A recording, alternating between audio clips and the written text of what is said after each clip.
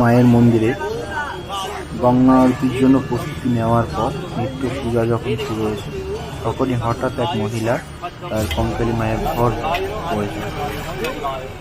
সেই ঘর সে এক অবিচিত্র রূপ ধারণ করে, যে আপনারা দেখছেন।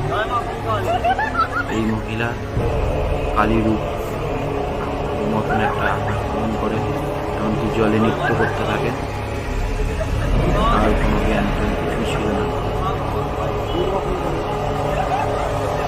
সমস্ত ভক্তজনরা এসেছে, সবাই দেখছে।